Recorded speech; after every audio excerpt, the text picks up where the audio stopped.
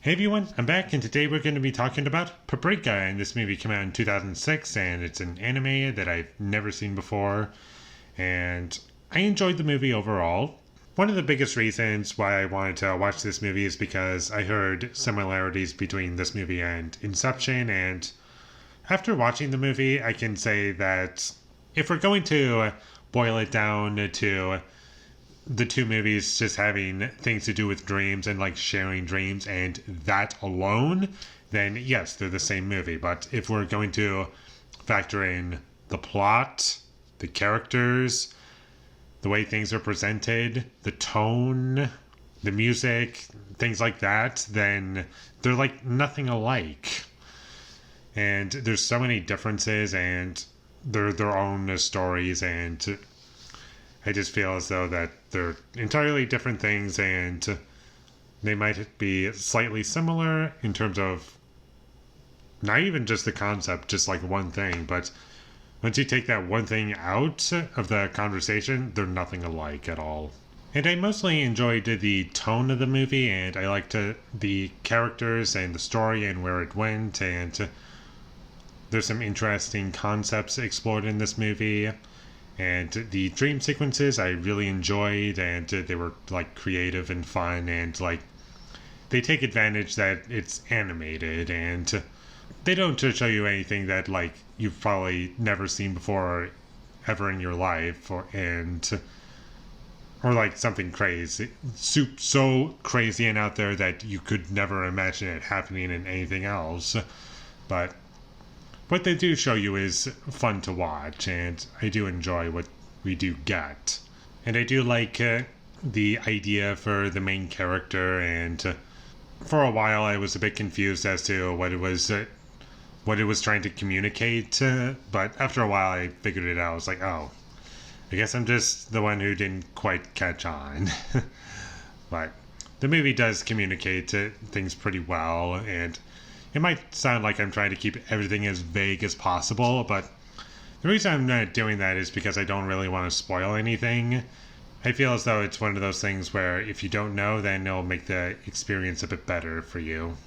I did like the animation a lot, with like all the dream sequences, but in general I think the animation looks really good and the music works pretty well and is memorable. And although the story is kind of predictable, I know where it eventually goes, and once we got halfway through the movie, I kind of figured out everything that it was going to do for the most part.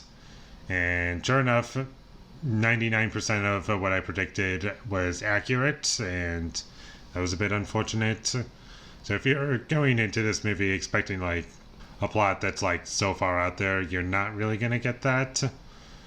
It's a little bit standard. It's kind of like a cat and mouse game to some extent, and it's interesting. And I like the purpose some characters play into the story, and it's a fun experience overall.